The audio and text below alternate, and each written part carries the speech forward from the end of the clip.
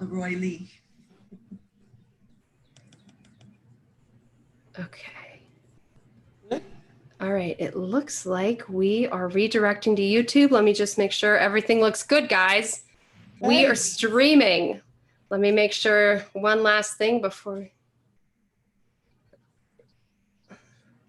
Okay, I believe that we are good. Let me just check one more time. Sorry, hi everyone who's watching. We just want to make sure that everyone is good and watching and can see us right now. Okay, great. Just in case, I'm going to put this here. Just in case the link didn't connect, join us here.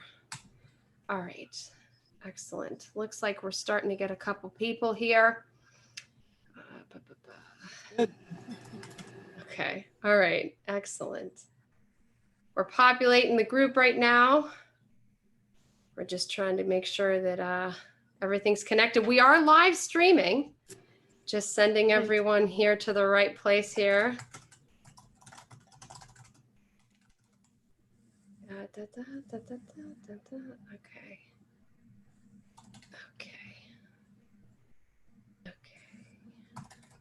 All right, thanks everyone for your patience. Here we go. Okay, looks like we should be good to go. I just want to make sure before we start that we're all good. You all are so kind and patient. Okay, hold on one second.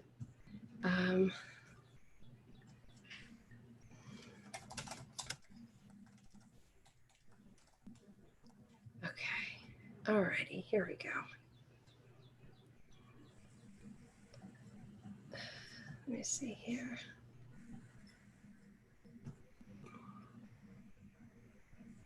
Okay, there we go. All right.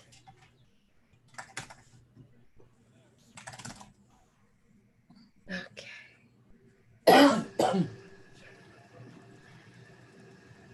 Okay, guys, I think we're good to go. Let's get started. People are starting to say that they're ready to go. So let's get started. Hi, everyone watching. Thank you so much for joining us tonight. My name is Amanda Bruce, and I am with a fabulous panel of speakers, preachers, learners, and teachers. And tonight the conversation is the welcome table. Who's welcome and whose table? And before we begin, I wanted to just do a quick little introduction of the wonderful panel that I'm surrounded by tonight. First, I'd like to introduce Father Steve Bell, who's the Associate Director of Newman Hall, Holy Spirit campus from the Catholic Campus Ministry for the University of California, Berkeley. Next, we have Dr. Kathleen Dorsey Bello. She's the director for the Institute of Black Catholic Studies at Xavier University of Louisiana. And then next we have Ms. Lene Gray, who is the music ministry director at St. Anthony of Padua Church, Washington, D.C. And she is also the chair of the NPM African American Musicians Interest Section. Next, we also have Dr. Kim Harris, who is the Assistant Professor of African American Thought and Practice in the Department of Theological Studies at Loyola Marymount University. And then we also have Mr. M. Roger Holland II, who is a composer and teaching assistant professor in music and religion, and the director of the Spirituals Project at the Lamont School of Music, the University of Denver.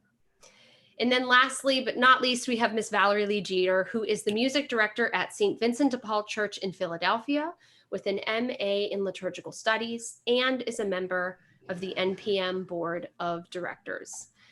Oh, I'm so happy to be with you all. Thank you for being here tonight. Thank you so much for this conversation. Thank you for your time. And as we begin, Dr. Kim, I've asked if it's okay with you, could you please start us all with some prayer tonight?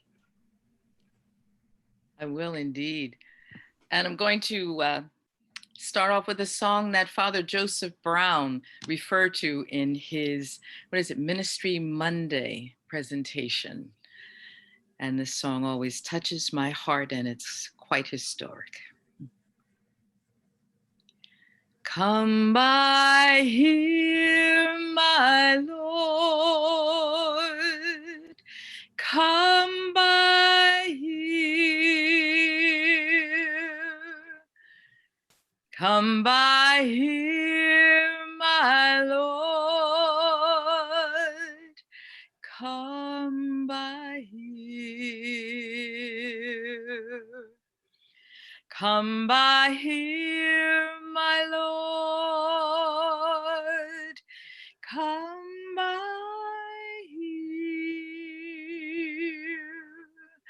Oh Lord, come by here.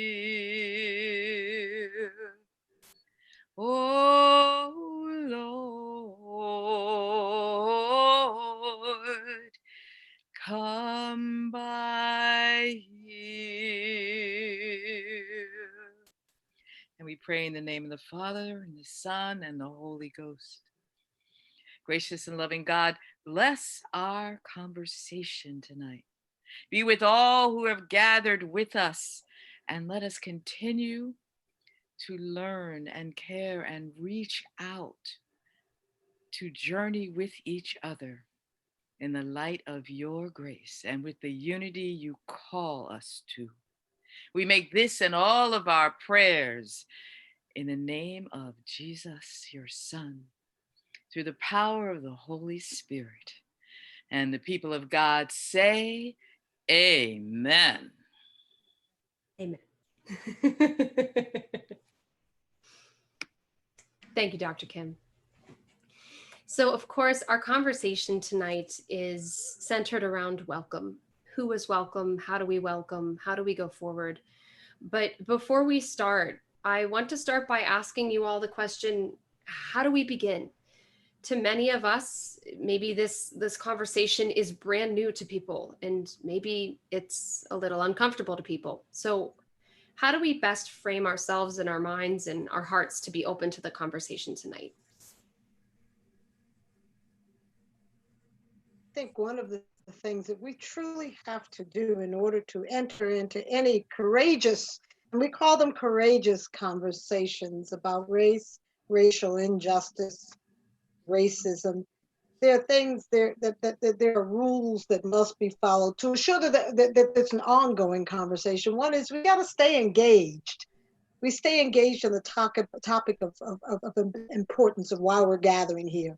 We speak our truth because our lived experience is different from one culture to another, but respecting that lived experience, that racial autobiography that each of us has. We must experience discomfort because it can't be roses and petals and not go into the meat of what we're going to speak about. And we have to leave knowing that there's action that takes place, but it's all right for non-closure because the work is continuous. I also think part of it is our baptism, that it calls us to risk. Okay? And because we're baptized in Jesus, like our whole lives are about taking that risk. So this, for a lot of people, this is a risk. Just being in the conversation, because things are going to come out that you're going to hear that you're not going to like to hear. And then there's feelings that are going to come up that you're not going to like those feelings. Okay? And you're going to question yourself. That's a risk. So it's like, first of all, you have to have that conversation with yourself. Do I have it within me? You know, and pray for that grace from God to give you that courage to take that risk, because that's your baptismal call, you know, because we're kind of just doing what we're called to do, taking that risk. I think it's also important for Black people to feel comfortable with themselves. We have a tendency to go out of our way to make other people feel comfortable. And in the process, we make ourselves less important.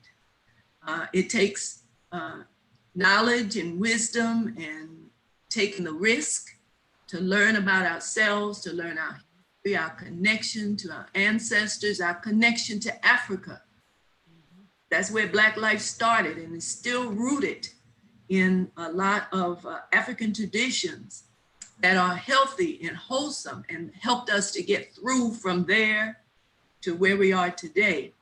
And those are the gifts, the cultural gifts that we have that can help move us and the community at large to another place. I just wanted to, first of all, say thank you for the comments that have been shared earlier, because I do think that giving the context of what's to come is going to be very important for not just those of us who are engaged in the act of providing or receiving pastoral music, but also in other aspects of our lives. Just in light of the discomfort or the being uncomfortable, is to understand that there's no condemnation, that this is to facilitate the emergence of the light of understanding, and that light brings forth new life. Now, as has been alluded to by Sister Valerie and Lene and by Kathleen, that that light comes with some pain. We can't have Easter Sunday until we've had Good Friday. All the women who are among us knows that in order to bring life into the world, you got to go through some labor pains. So all of us can experience this, or at least understand that this cracking that's happening in our comfort is necessary in order for the light to truly come in and to be for us this newness. So in learning how to be uncomfortable, know that it doesn't come with condemnation, but it does come with an inspirational push, an oomph, if you will, for understanding. Yeah, I was just thinking along those lines, Father Stephen. The Bible talks about when God oftentimes is doing a new thing, that the earth groans with labor pains. Mm-hmm. And it's for us to engage in this will require a certain level of comfort with discomfort and knowing mm-hmm. that it's okay. Mm-hmm. And I'll have to say that this is a time to have a kumbaya moment. Now, some people think that means you just hold hands and don't get everything done. But as Father Joseph always reminds us, those kinds of moments were moments like the civil rights workers had when someone had been killed along, working for freedom. They would gather in circles, sing, "Come by here, my Lord," call their parents on the telephone, the regular, remember those old fashioned telephones, and say, I'm going in deeper to continue the work for freedom, even in the face of danger. And people are dying. People are dying. People are being killed. We must have that type of moment and go in and face the danger. And so with those things in mind, I'd love us to start with some of the questions for tonight. So of course, we in the Catholic Church say that all are welcome. And I think that kind of starts the phrase tonight, the welcome table, right? So, how can we re-examine the idea that all are welcome in the church? I mean, so maybe we need to start and ask the question, who is welcome and who is doing the welcoming? Can we start there?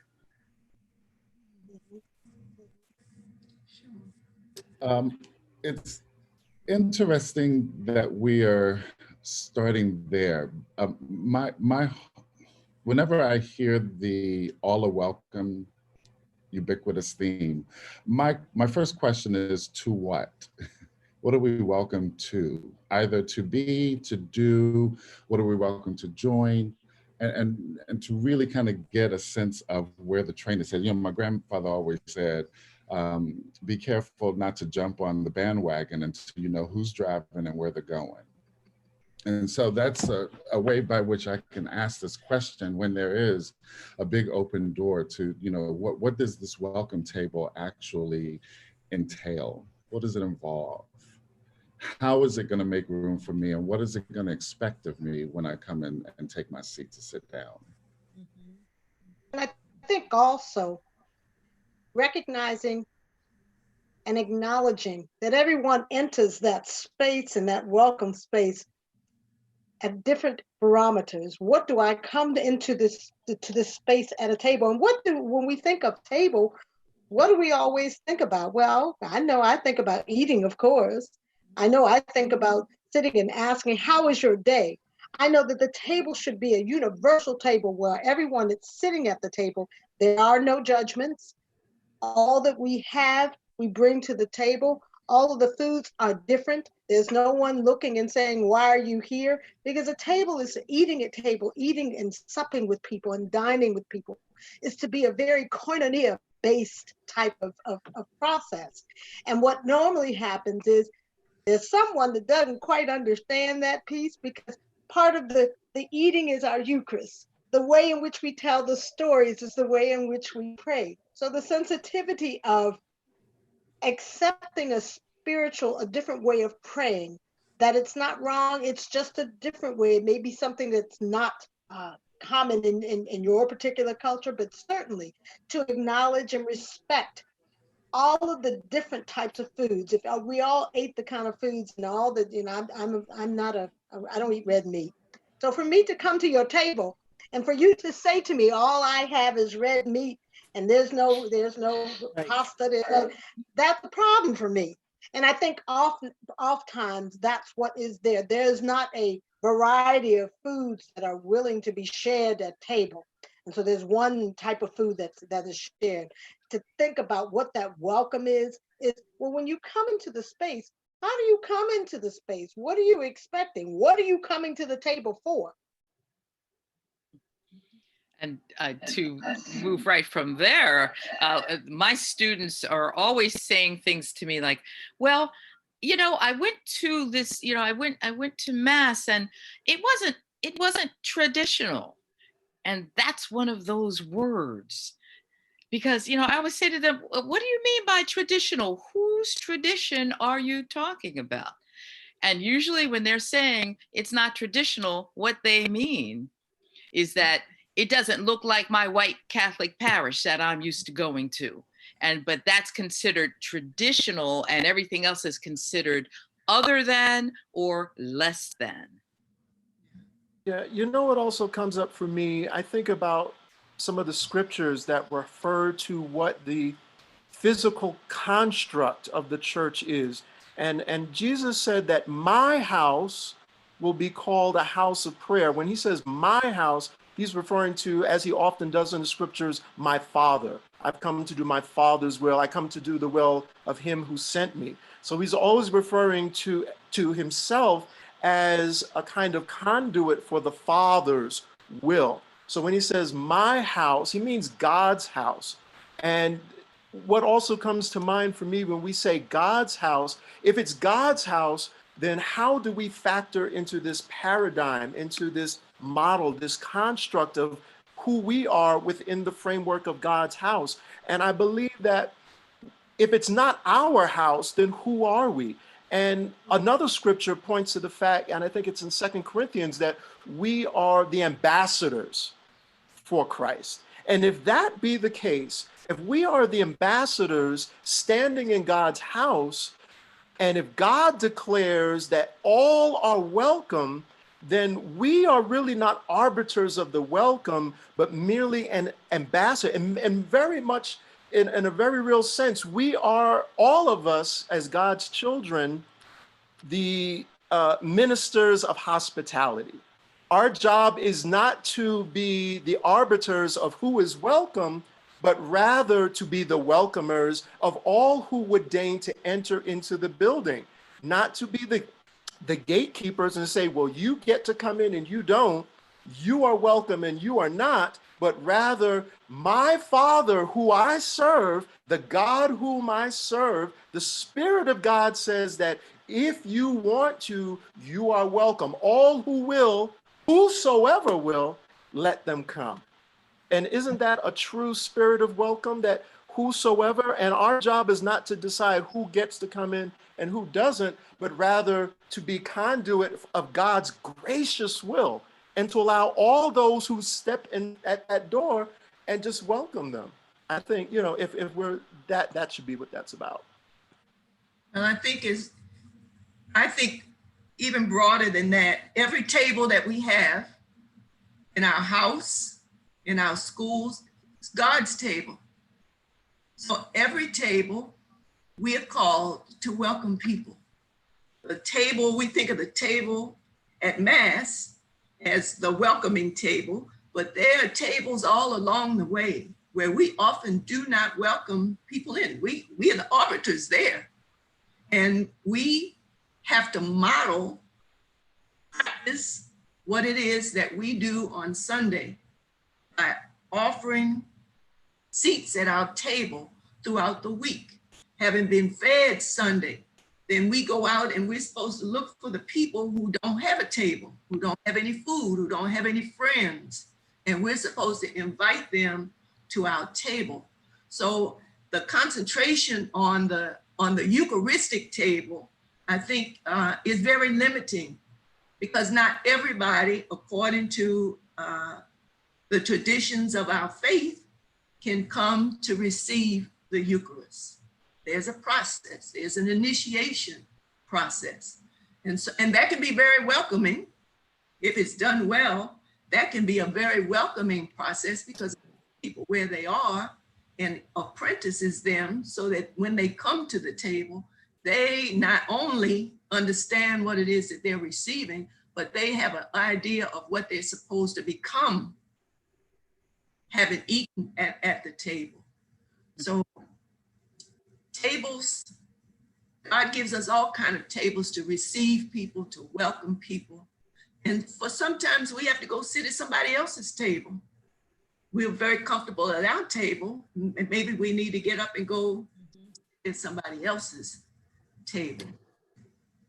But isn't there an excitement, like if you think about going to somebody else's table, like what are they going to serve, or what are they going to have, and like what am I? It's something new, okay? And so for us, that piece of hospitality is like, as others come to our table, like the beauty of it, and be able to embrace that and say, what can I learn? Like if somebody brings a new dish, it's just like, okay, give me that recipe.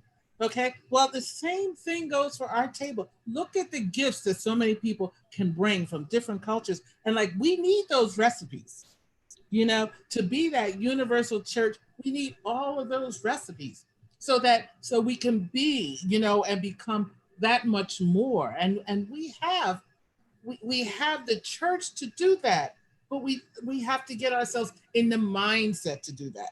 You know, like we'll do that at our Thanksgiving table. Okay, but it doesn't happen all the time, or a lot of the time, you know, at our Eucharistic table. Okay. Well, I walk into the door of the church and someone looks at me with that look, that look that sometimes white people will give to people who are of color. That look like, why are you here? You don't belong here. Sometimes it comes out in a type of kindness. Oh, let me show you the hymnal. Let me show you the prayer book. But what that says to me also is, you don't even think that I am Catholic.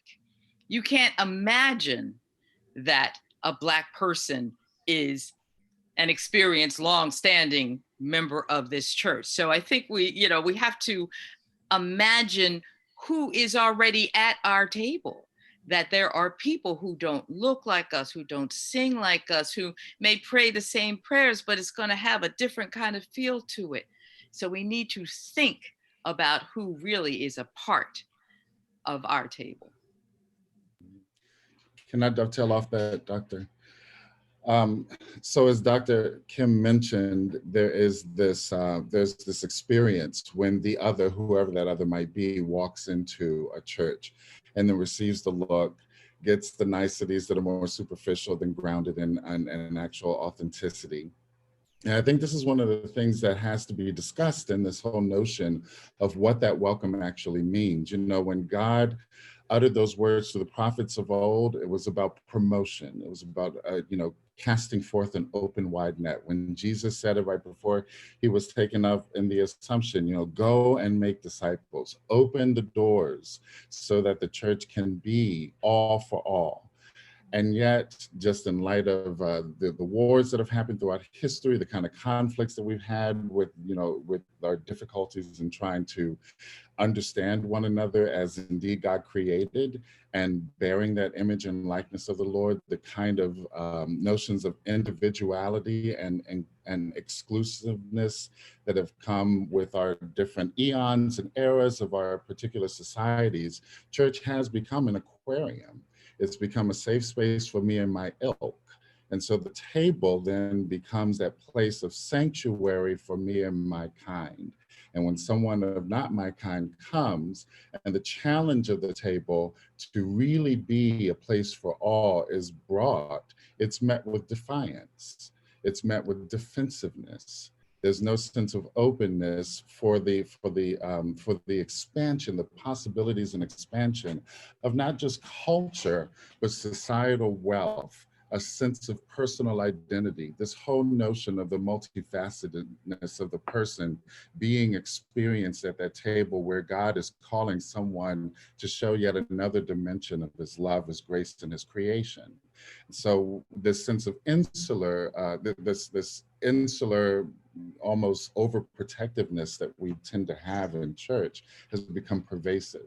And in its pervasiveness, it's become the standard strategy that is used when the other comes in, so that it is not an act of integration, but rather an expectation of assimilation.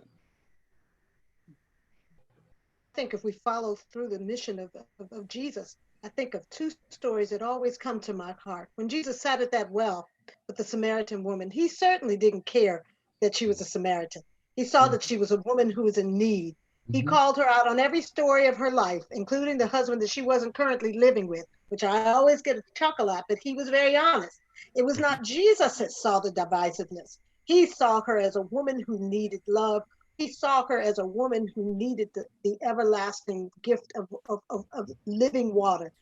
Zacchaeus in the tree, tax collector, I'm coming to your house. I want to sit at your table, knowing what his background is. Not only are there times when we walk into the church as a Black person, why are you here? Can you imagine receiving a most precious gift of Eucharist? And once you have partaken of that, since we're talking, and I must say this for the level of being discomfort, once you have partaken of that precious blood or precious body, but particularly precious blood, nobody wants to receive from that cup. How must that feel? That is divisive. That is a clear sign that all are not welcome. And we're not talking about all being welcome in terms of social injustice. We are talking about racial injustice, because I don't look like you. Certainly, I can't, there's something, I can't drink out of that cup. And that's not the entire church, but if we are committed to the universality of this church, we have to be committed to that mission of universality, because Jesus sure did not he didn't make a difference. He didn't care if it was Zacchaeus' mama. He didn't care if it was a Samaritan woman. All were welcome in his heart. You know, Lene, hearing you say that makes me think of a scripture where the Spirit comes to Peter, and he says, Peter, don't call unclean what I have declared is clean. And it's because of that exclusivity of, the singleness, because the Jews at one point felt they were the arbiters of the way, the way that Jesus showed. And so they tried to convert everyone initially to Judaism. And Paul and others had to help them say, no. This is not about making everybody a good Jew. This is about bringing people into the community of believers, showing people the way. That was what Jesus was trying to do, bring people into the body, not into Judaism. And so the Spirit had to come and say, yo, Peter, listen, man, you forgive my vernacular, but listen, do not call unclean what I have called clean. And it's the same type of thing that I hear, as you mentioned, people being uncomfortable and having these, ideas about drinking behind a person of color when they come to receive the blood of Christ. And it's the same kind of thing, because what I hear in that is you're saying that I'm unclean, that I am not worthy to be drunken behind. If you've taken the cup, now everything is impure and I cannot drink behind that. But what does that then say about our baptism, to go back to what Valerie was saying? You know, if we've been baptized into the family of believers, then you're saying that I'm not part of that family of believers anymore, not an equal part, certainly. Yeah. Now, I know it will be a long time before we're drinking from a common cup again. True. However, we still also have to think about, what does it mean when someone is uncomfortable with my Black body sitting even 6 feet away from them in the pew? What does that mean when someone is uncomfortable when I'm coming in? If I'm going to bump elbows or whatever we're doing these days, you know, what does that mean when you look in someone's eyes and you know that they don't want you there, they wonder why you're there, and yet this is our church and we are all to be together? I think, Dr. Belli, go ahead. I'm sorry, I didn't mean to cut you off. Oh, I was just going to say, you know, in terms of what's happening in the world today, it's that the church that we all love, the church that we serve, has really become like a country club in Black communities and in white communities. You know, we have this thing that if you're Catholic, you know, that you kind of like a little step up. And it has caused us then to not be effective in evangelizing. It has caused us to really be kind of museums for our young people. And so I think we have to look at our church as it, not so much as how it's structured, but how we participate in the life of the church. We give too much over to the few people at the top. There's not enough action among the assembly, among the people of God. That's to me where the change is going to have to happen, from those people that are sitting in the pew, because we're the ones who leave Eucharist and go out into the world. We're the ones that are supposed to be Christ in the world. We get beat up, we get spat upon, we get called names. And then we have to come back, we come limping back on Sunday to be built up, to be fed the word, to be fed the sacrament, so that we can go out again. And so I'm really interested in trying to figure out how we make ourselves as a church that welcomes people with the gifts that they have and puts people to work with the various gifts they have to make the connection between that Sunday table and all the activity that's going on in the world outside of church. Now, I'm thinking about the many people who are music ministers that are listening to us right now. How could that question be a part of those of us who are members of the National Pastoral Musicians, those of us who may not be members yet, you hear me now, right? Who might not be members yet, but are thinking, you know, what does it mean to say, how can we have a welcome? How does that look in our liturgies? Now, it's interesting because, Father Stephen, one of my questions for you is, how do people react to you? How do people react to you as a Black priest in many places where it's, you know, a white church? I have heard everything from I didn't know that Black people were Catholic to I thought you were white by the way you speak, and everything in between. I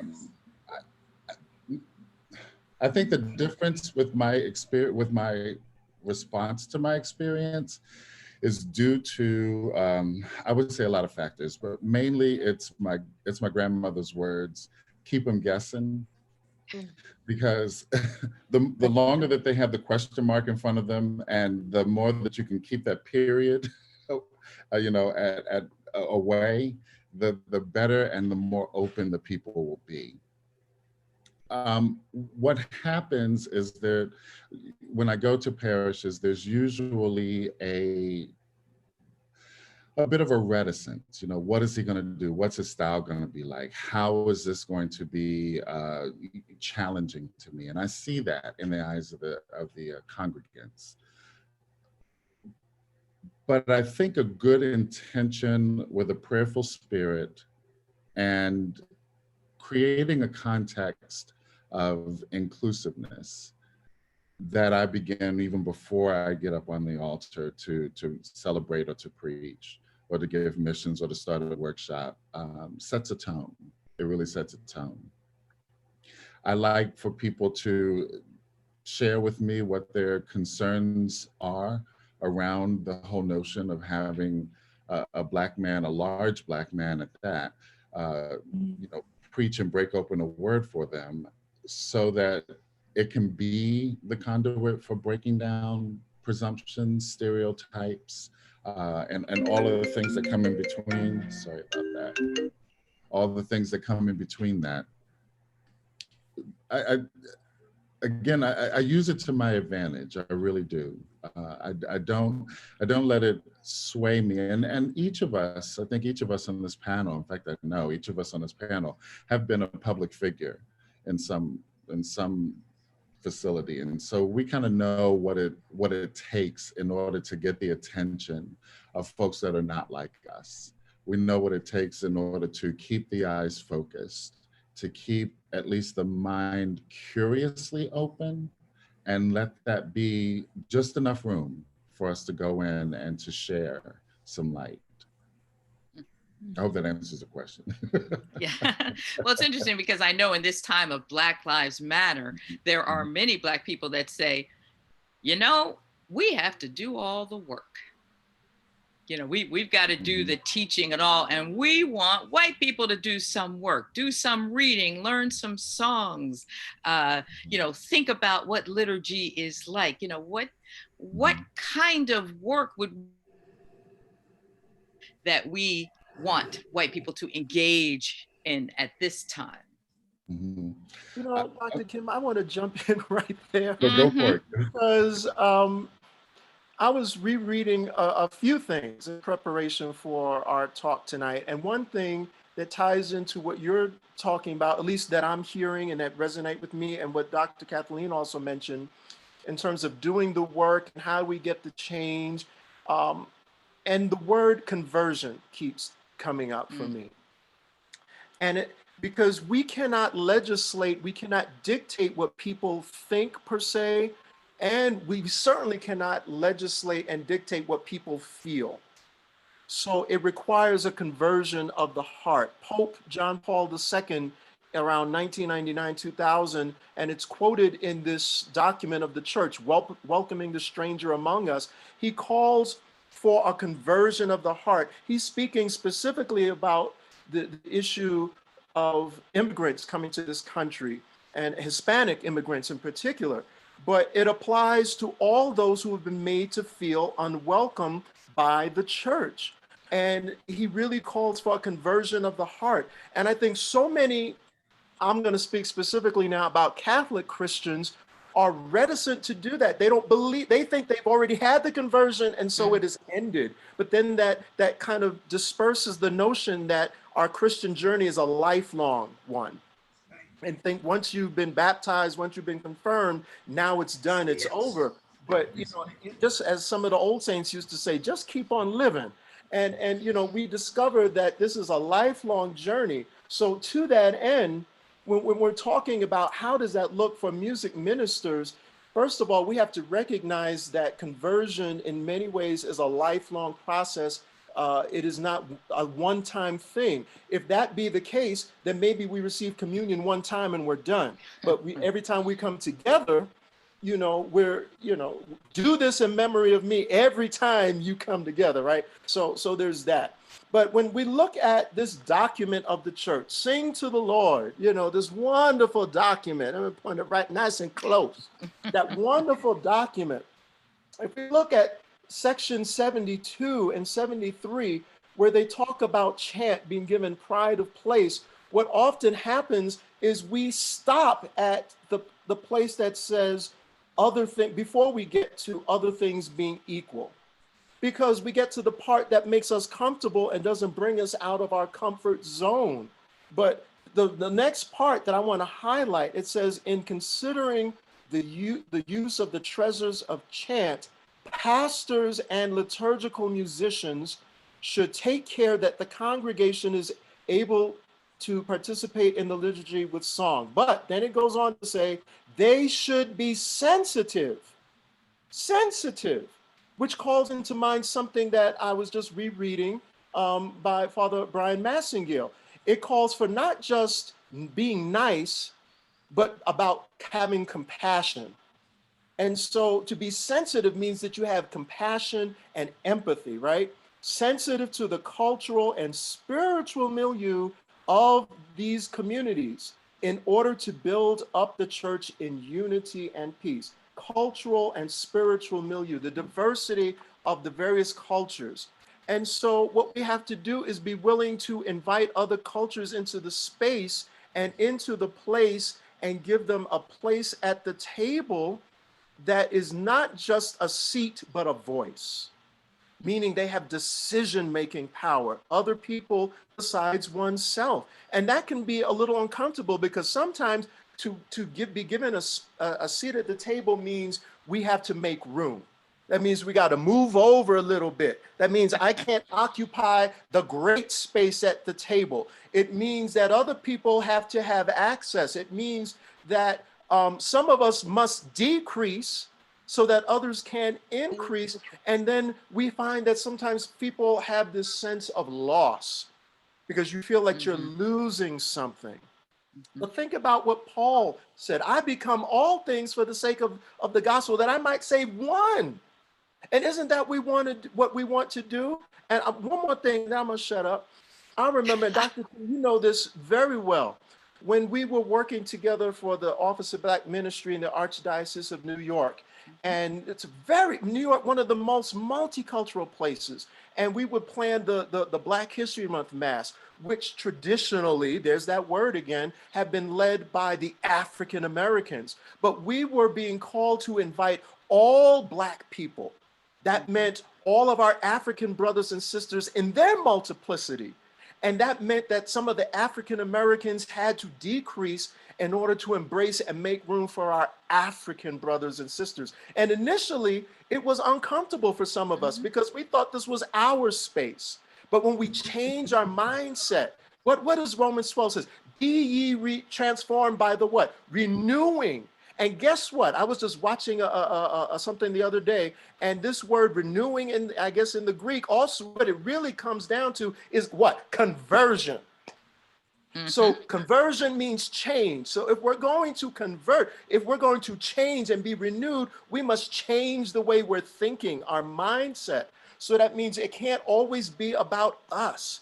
And if we, what did Jesus say to Peter at the end of the gospel? Peter, do you love me? 3 times he asked, then feed my sheep. There we're back to this table thing of food and feeding. If you're going to feed the sheep, can we only feed what is nourishing to us, or must we feed and put on the table what is going to be nourishing for all of those who are coming to that table? So that good, and then that brings us back to being sensitive again. Are we only going to serve and put on the, for the diet, that which nourishes us in particular? Or do we have to think about nourishing a milieu? So all of these things, conversion, compassion, multiplicity, and a milieu. Well, how about the nuts and bolts about we had to learn how to sing in a con? How about that, right? You know what? You remember that? Yes. But you know what? It was challenging at first. And now we, the folks in New York can't think of going to St. Patrick's Cathedral and not sing "Crone, crone, crone, holy, holy, holy" in a con. Now, have you all noticed that in this time of pandemic, when we're, because we're talking a lot about singing, but many of us are grieving, that we can't have our choirs and things. But in several different webinars and directives, I've seen things that say, well, now we need to go back to chant. And I keep thinking, like it's a default setting, like they're not things from our various cultures and contexts that could also be safely sung in this time period. But it's almost as if everything we've been learning and gathering together, people have been forgetting about that and go, oh, okay, now we got to go back to chant. And that's been very interesting to me. I don't know. Have you heard that, Valerie? That's that risk factor that I'm talking about, that people the standard or the traditional, rather than saying, or they may not even know, all stayed within their little box, okay, or in their comfort zone. So they know it's out there, but they don't know enough to take those steps to find out. Okay. So I feel that chance a fallback on lack of knowledge. Yeah, I do. I think chance a fallback on a lack of knowledge. And when Roger was talking about, sing to the Lord, there's all that says meet people in their lived condition. Their lived condition is not chant. Okay. Other things that can serve that model that are not Eurocentric chant. And that when you ask the initial musicians, the role of the musician is to find those other things to meet those people. And you just can't all of a sudden pull out that Eurocentric chant and say, okay, this is what we're doing. If it doesn't enhance the prayer, then you're not doing it. That's not what we're doing. And we're not evangelizing, bringing people, and that we're not offering that conversion. I keep what's been rolling through my mind, all give me a clean heart so I can serve you. Okay, so help me open up as a servant that open to all these other gifts that are really right there. I have to take a couple steps, a few books, go to a few seminars, but those resources are out there so that I can bring those gifts to the table so that the people that I am serving feel that I was thought about. That maybe you knew I was coming. And once you knew I was coming, you said, oh, let's have this and let's have this. That's what coming to the table is supposed to be about, that everybody should feel that I am special. So therefore you did this and it works. So when I think about musicians, I'm just like, how are you making sure that can pray something, can sing something in that prayer that relates to them? And then you go to the next step. Now let's learn something new so that can enhance your prayer. I think I'd love to, sorry, Lene, I just want to just ask one question about that actually specifically too. So of course, I am white. And so of course I come from a parish where we have a majority white community, but I want to honor and implement music from different cultures. So let me ask, how can I do justice to music? How can I do justice to spirituals and other cultural music to honor that and honor it well musically? I want to just trying to piggyback on what Valerie was saying. Though I am Catholic now, I come from a non-Catholic background. I was Baptist before I was Catholic. I embrace my Catholicity. But what is really important for white America, the white Euro-American Catholic world, is to understand the background of how our people, Black people, before we could even read and write, which we could not read, our ancestral lineage comes from an ancestral lineage where we weren't allowed to read and write. It was our religious leaders that would line out a hymn. And I can remember one time, and I've done this in predominantly white Catholic surroundings, and every time I have done this, it has left people with a sense of, oh my gosh, you line out a hymn, and there are different ways to line out a hymn. I chose to line out a hymn with minimal text, with some embellishments. And the rules were this: there are no rules. Sing your spirit. When an individual, whether it be white, Black, purple, green, is given an opportunity to say, there's no right, there's no wrong. What is your spirit called? There has to be a time when we speak chant. I'm very uncomfortable if chant is the go-to. because that's not out of my ancestral lineage. But what is out of my ancestral lineage is a lining of a hymn. What is out of my ancestral lineage is an opportunity to raise my hand or pat my feet or do as my grandma used to do when she was ironing and cleaning, just hum. How does a predominantly white Catholic church, how do you infuse that into your music? You have to understand the background and do the painstaking study of doing your research. If you've not heard of aligning on him, there are very simple things in the Black community. Yes, there's a pandemic. No, we're not supposed to sing, but my goodness, there's nothing wrong with my heart. My heart sings. In our community, we don't feel like we always have to part the lips. We feel that God enters into our space in a very connected and present way. And so it comes to be knowledgeable of how different cultures worship. If you go to the Hawaiian, if you've ever been to Hawaii, there's a chant, the way in which the Hawaiians chant, they had, when their language was stripped away from them, it wasn't always great to be the 50th state. You know, you look and they're an occupied territory in their documents. But one of the things they fought and struggled so hard to do was to bring back those chants into with their youth. So when you go into a gathering, the ancestors are honored, and it is through chant. I would like us to see, how do you then open up the doors for other ways of chant that could be just very beneficial spiritually to others? It's not a big thing. I mean, those of us that are classically trained, I may play Brahms one day, I may play Mozart, but my gosh, I know the songs of my people.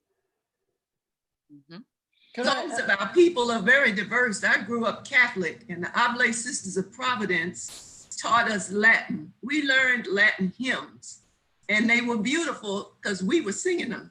So I can sing those, and they are part of our Black Catholic tradition as well.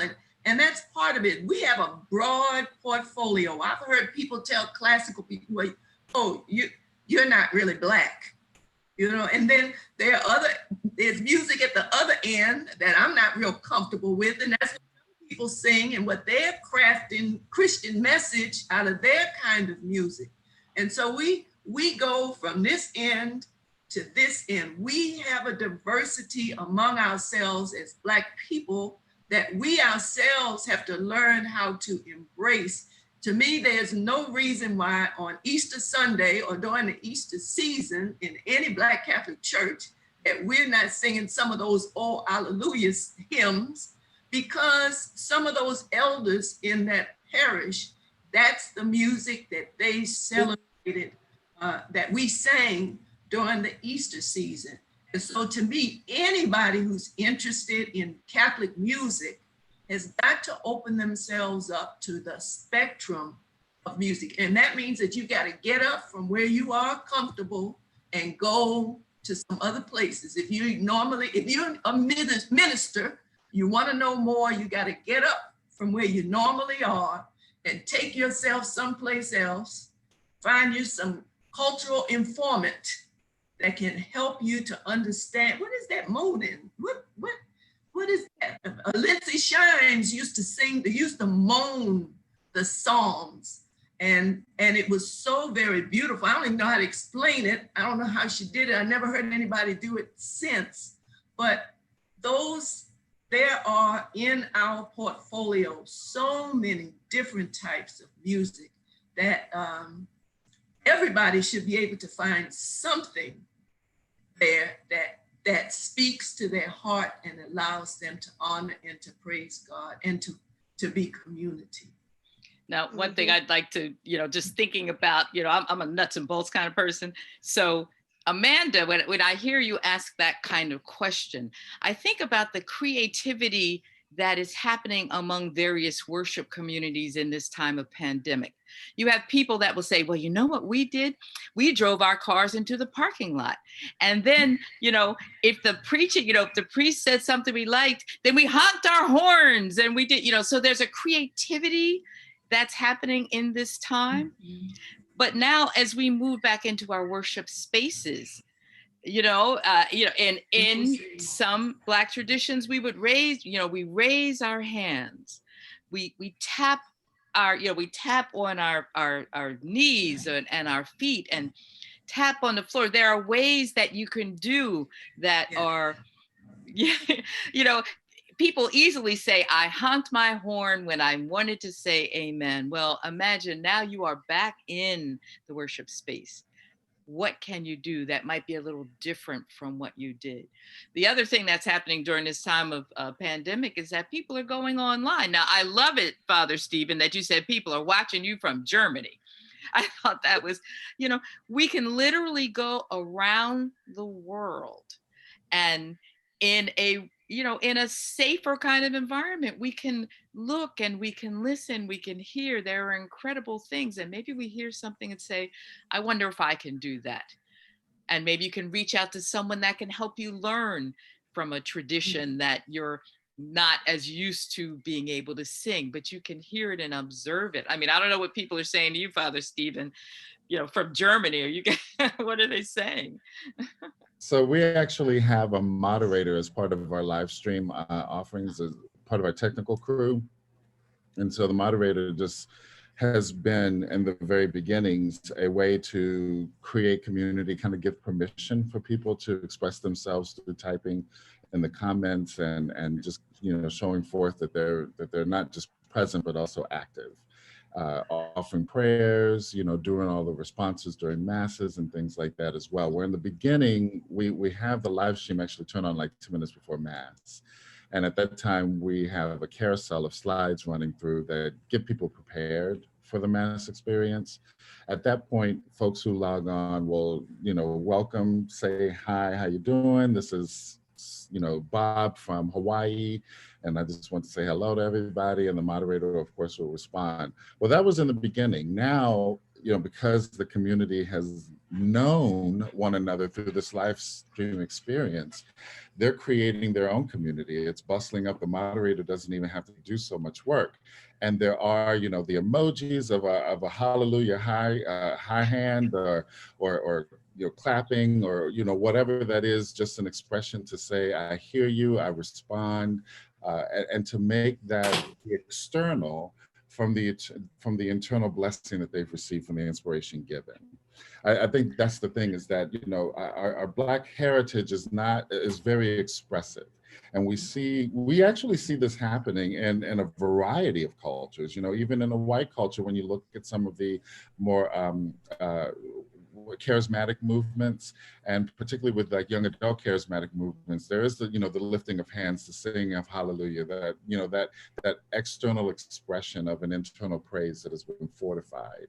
And so to give that permission, I think is the big key to now all my panel members will know, whenever we start a concert or whenever there's going to be a praise event, we always begin by saying, if you feel like clapping your hands, clap your hands. If you feel like stomping your feet, stomp your feet. If you want to jump up and join us in song, feel free to do that. There's this open permission slip that is given for people to express their praise, and then the facility of the moment is kept very intentional to allow people that space to do just that.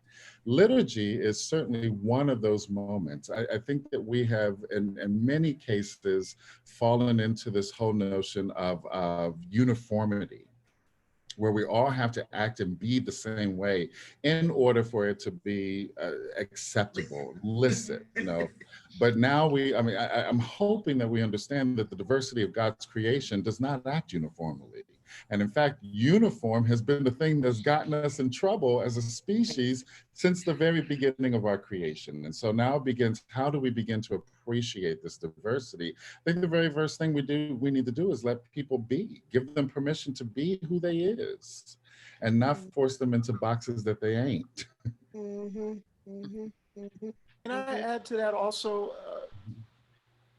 a couple of themes that have come up for me from the last three speakers are the oral tradition of our people, which is not unique. There are other communities and ethnicities, cultural groups around the globe that engage in the oral transmission of culture and expression.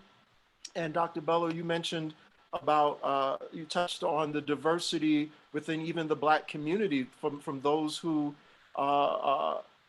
embrace the older traditions, musical traditions of the Catholic Church, and know the hymns and know the modes and know those chants. And so, Amanda, also to your question, I'd like to add that coming back to where we almost began this evening is people being willing to step out of their comfort zone. So also something that Lene mentioned and Dr. Kathleen mentioned is we in our tradition know the European traditions, but most Europeans have not been required to know our traditions. So there's a disparity there. Why is it that we know your music, but you don't know ours? Because we were required to, or we simply embraced it. I'm a classically trained musician, and I started with Bach and Mozart and Beethoven and Shostakovich and Prokofiev and Chopin.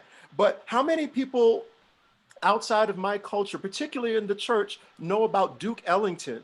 How many people know about Leon Roberts? How many people know about Kenneth Lewis? How many people, know about the others? How many people know about Clarence Rivers? Yes. So Yes. we need the white community to know our music. And that means not only stepping out of your comfort zone, but all of us trained musicians know that in order to master this music, we have to study and we have to practice. And that means we put in some time. So the same amount of time that you put into learning, Marty Haugen and all those other folks, you need to put into learning our music as well. Now, I'm going to tell you something. Our music tends to be, because we're Africans, we're of African culture and descent. And our music tends to be a little more rhythmically challenging. Why? Because we're people of the drum. And so you got to be willing to start counting those 16th notes, 1 eana, 2 eana, 3 eana, 4 eana. And those of us who have studied understand that syncopation means that you accent the beats that are not typically normally accented. So 1 eana, 2 eana, 3 eana, 4 eana. You have to learn how to do that. And it's a simple matter of counting. Now, you're not used to it if everything you do is the dotted quarter note followed by an eighth. That's nice and simple. But to learn the syncopations, especially in those groupings of 16th notes where that last 16th is tied over to the next quarter, you have to learn what that means. Two other pieces of advice with that. And Lene talked about this. We are people of the oral tradition. So if you're not certain how it goes, you got to listen to somebody who does. There are a lot of recordings out there that will give you an example, will give you the model. And this is not something new. As all of us that have studied classical music, we have listened to recordings. We've listened to the symphonies. We've listened to the piano sonatas. We've listened to the motets. We've listened not only to gain an idea of how it should sound, but to help grow our interpretation. That's how our Bach sounds like Bach. That's how our Beethoven sounds like Beethoven, and it doesn't sound like Scarlatti. We have to listen to these things. And then the last thing is, even though this music is rooted in the oral tradition, there is something I call the AURAL score. That means you must use your ears and let that be the gospel and not what Clarence Rivers refers to as the ocular learning. So yes, the written score is important, but equally as important, and maybe that should be given pride of place, is the oral tradition, the ORAL tradition, and refer to the AURAL score. Listen to those recordings. And something that Dr. Kim and Dr. Kathleen mentioned, if you don't know, you need to ask somebody. That's out of the Black school of tradition. When you don't know, you need to ask somebody. So ask one of the Black friends that you have. And if you don't have any Black friends, maybe now is the time. Thank you, all of you, for spending some time on that question. Believe it or not, we're over an hour in. So I just want to do a call to action real quick to anyone who's watching. We are going to be able to open it up to a couple of questions at the end. So during this last question that I'm going to ask the panel, if you have any questions, you can put it in the chat box on YouTube. Otherwise, we're just going to keep this going. So my last question tonight for you all kind of just circles back and ends the arc of the welcome table. So we've talked a lot about who is welcome, so my last question to you tonight is, whose table is it? Simply put, who is the gatekeeper of this table, and who claims ownership and control of the table? Whose table is it? Well, essentially and fundamentally, it is God's table.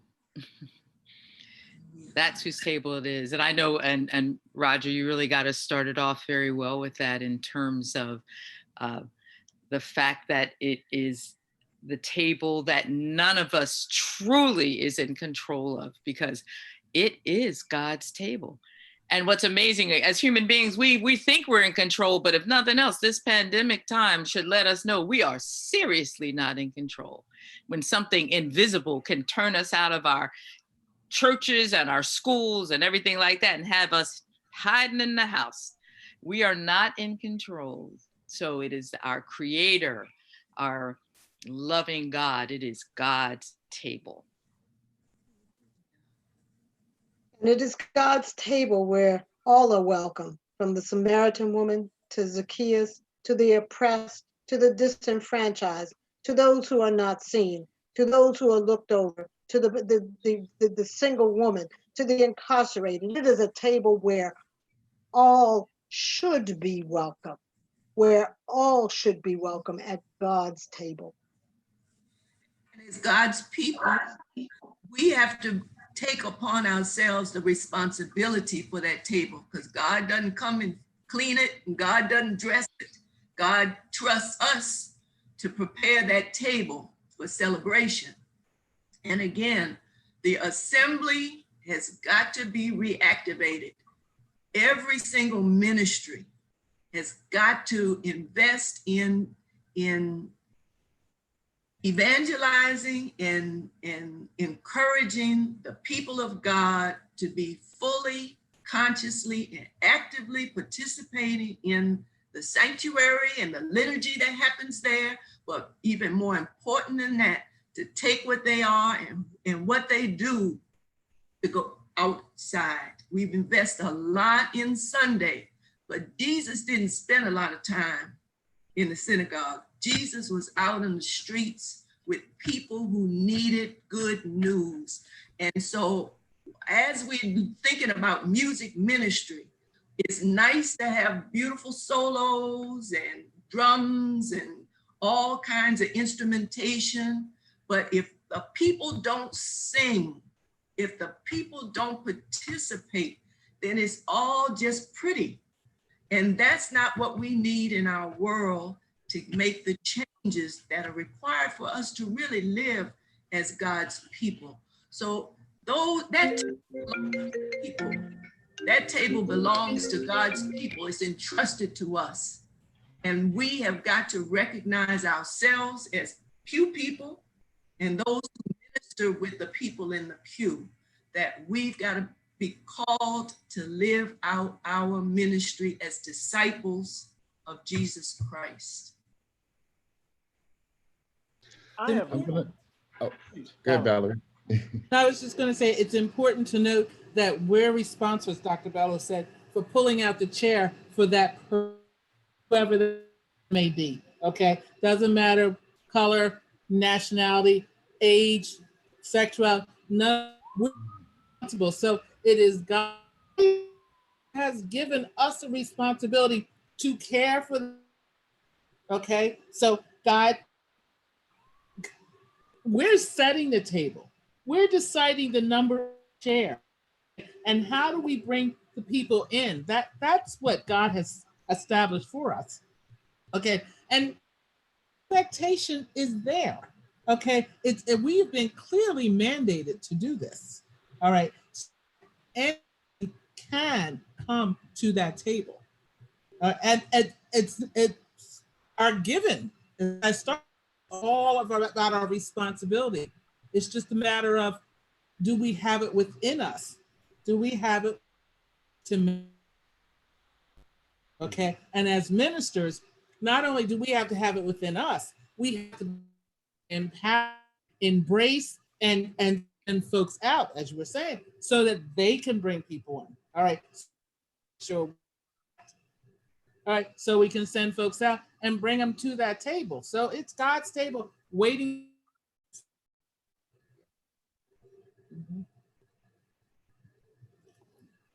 So I'd like to ask a question, and not necessarily expecting an answer, but to challenge us to think about the answer. Not just us, really not us actually at the panel, but those who are watching. Um, so what happens if, I mean, this pandemic, as Kim, reminded us of, this pandemic has highlighted all the various disparities that we have in our culture in this country, and how the COVID-19 virus has disproportionately impacted communities of color. And that brings up the question of power dynamics and who are the power holders, who are the power breakers. And so my question is, when there arise or when we become aware of these situations where there are power disparities, where those who are clearly the arbiters of who gets a seat at the table and who is welcome, who then interrupts this paradigm of power? Who challenges the power shift? Who challenges the power holders and says to them, you are not making welcome the people that the table was intended to be welcoming for and to? Who challenges those shifts, those power structures? And I think as we're looking at ways forward, I think that's a question that needs to be asked, and again brings us back perhaps to the question or the topic that I mentioned earlier in terms of conversion. That is probably a part of that, but who challenges the power brokers who decide? Because let's be clear, there are power brokers. There are people who are acting as gatekeepers, who have said to my Catholic brothers and sisters, your music is not Catholic. Who say to my Black brothers and sisters, what you're wearing is not Catholic. The way you're acting is not Catholic. Father Stephen talked about assimilation earlier. And so what the interpretation of being Catholic is refracted, it is interpreted through a Eurocentric lens. But that is not the Catholic, small c, universal way.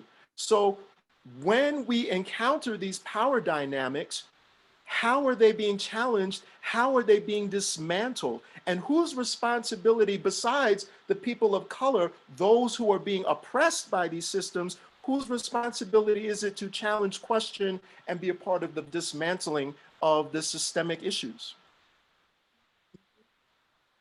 If I can just dovetail off of Roger's excellent point, is that has to be asked within community, and that has to be asked within self. I think that there has to be some introspection into the parts of ourselves that would do that same sort of thing that we ascribe to the players. And so to do both an introspection of self and also a real come to Jesus moment through community is very, very important. I just want to say that, that table is a table of perfected love. And this is actually, this goes to the point. It's perfected love for an imperfect people. It is always going to have with it a challenge that is paradoxical. And it is going to ask us, what are you sacrificing so that that perfect love may have more life in you?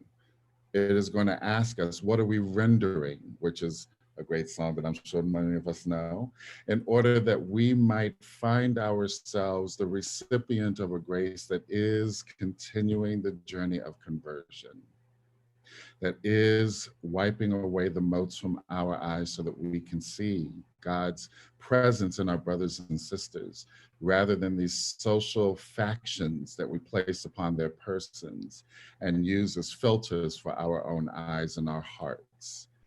This table is a challenge. It's a challenge. And for those who dare to say yes, we have to be willing to be challenged. Because Jesus says prostitutes and tax collectors are going to get in before some of us who are avid churchgoers. Amen. Amen. So Amanda, are there some questions coming in at this time? So we only have one question so far. I think everyone is just loving all of your discussion. in particular, Roger, you are getting a lot of fire. We're loving your fire in the comments section. But anyway, we do have a question. This is kind of a practical one, but this is one. Does anyone have a site or an artist they go to for musical inspiration? This particular person has Lead Me, Guide Me CDs, but they don't think that the recordings are very good. So are there any websites or any musical ensembles that you could recommend for inspiration? Well, I'll offer one because he's probably, too modest to offer it. But I think you really ought to listen to Roger's collection. What's the collection of, the one that we were talking about how to, oh, it just went out of my head. Antiphons? The antiphons? Yes, the antiphons. I think that is a wonderful collection and what's that collection called, Roger? It's Honey from the Rock. It's in 2 CD volumes and 4 songbook collections of 20 entrance and communion antiphons that cover the entire, to a degree that 20 could, the entire liturgical season, ordinary, or year, I should say rather, ordinary time, Advent, Christmas, Lent, Easter, and some of the special feast days. Mm-hmm. And so, what's great about it is that you're using, some of the, the traditional wording for the particular antiphons, and the music is easy to sing, and it's repetitive enough that people can learn it. I just think it is an amazing collection. So I definitely would suggest that to people. Okay. I'm gonna answer with a charge if I can. It just kind of comes from my heart. I think that this might be a question that NPM might want to ask itself. In becoming that site where people might go, how might you enhance or expand your web presence and social media presence to show these opportunities to know more about the music that's in African American liturgical celebrations and beyond, so that there can be NPM can be like a one-stop shop for this, or at least a great first stop. I think that sounds good. I think that does sound good. So someone else, of course, says that they're too blown away to formulate questions. Let's see here. Okay, here's one. Is there a source or a list for liturgical music composed by brothers and sisters of color? Well, one of the places you really can start is with the Lead Me, Guide Me Hymnal, the 2nd edition, the beautiful green one.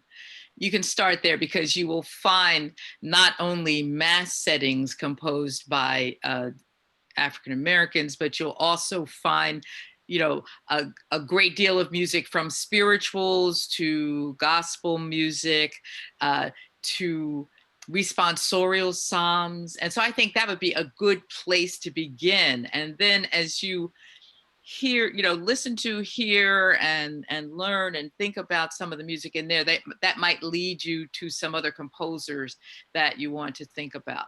And then also there are, Roger, do you have, or does anyone else have some suggestions? I think, understanding just the history of it all, there's Roger Holland, and there's one who began this whole liturgical gospel presence, Leon Roberts. I think oftentimes we don't go back to a lot of his music. And when Roger mentioned Leon Roberts, I thought about, my goodness, you had to have, I remember the music is substantial.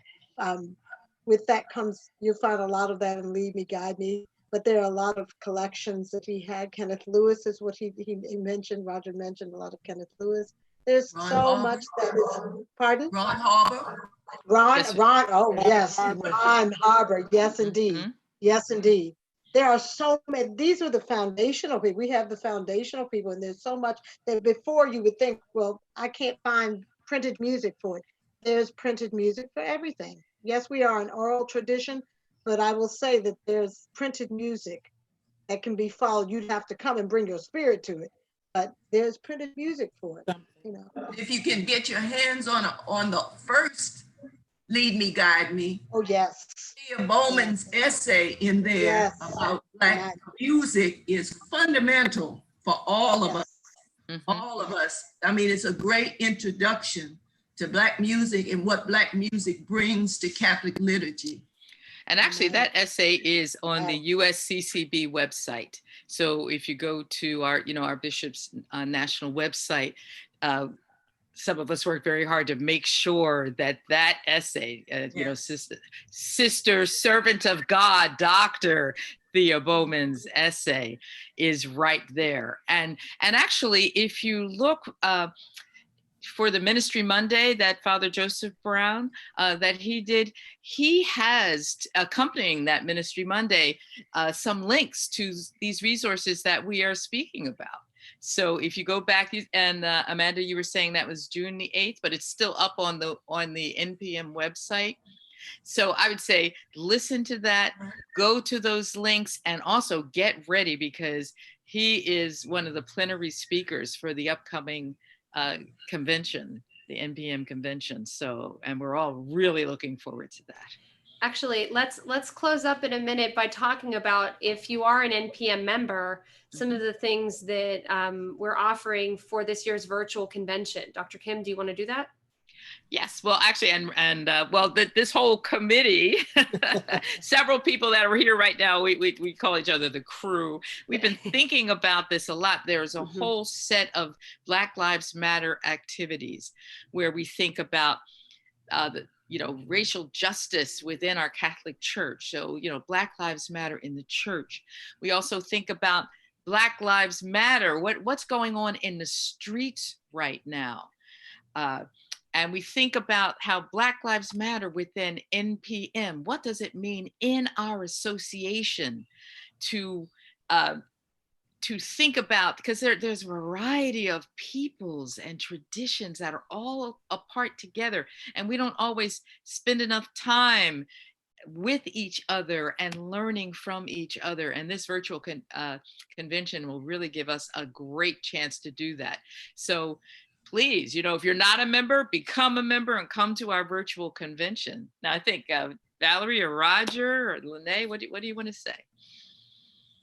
I think this is a wonderful platform for us to talk with, because all of the Black Lives Matter sessions were created with one thing in mind: ongoing conversations, ongoing education, ongoing knowledge base, ongoing liturgical purposes, but everything as it relates to the Black Lives Matter. It is not just a passing moment. It cannot be. But if we educate ourselves, we become that church that Jesus wanted us to be, a church committed to koinonia, a church committed to love and peace, where we hope, we work towards all being welcome. Remember, the whole thing is about telling a story. In the Easter Vigil in the dark, and we hear our story.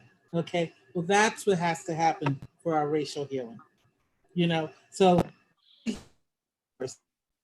until we know what it's for, and too many people don't even know what the healing is about.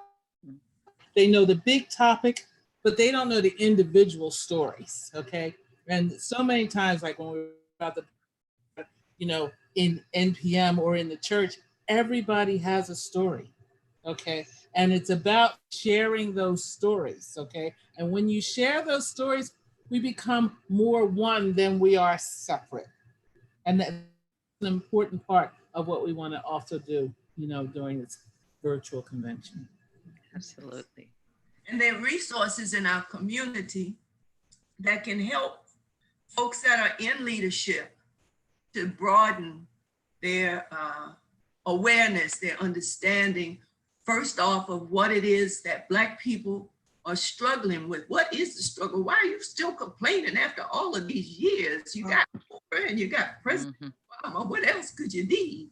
But there are resources in our community. The Institute for Black Catholic Studies is a place where people can come and be formed to be ministers of evangelization, can learn from one another, to be that ongoing, to do that ongoing learning, and to be part of that everyday conversion, turning more and more every day to the Lord. So I would encourage NPM members and NPM leadership to look out in the Black Catholic community and see what's out there, explore what's out there so that they can learn and become more knowledgeable about how to minister better with African Americans.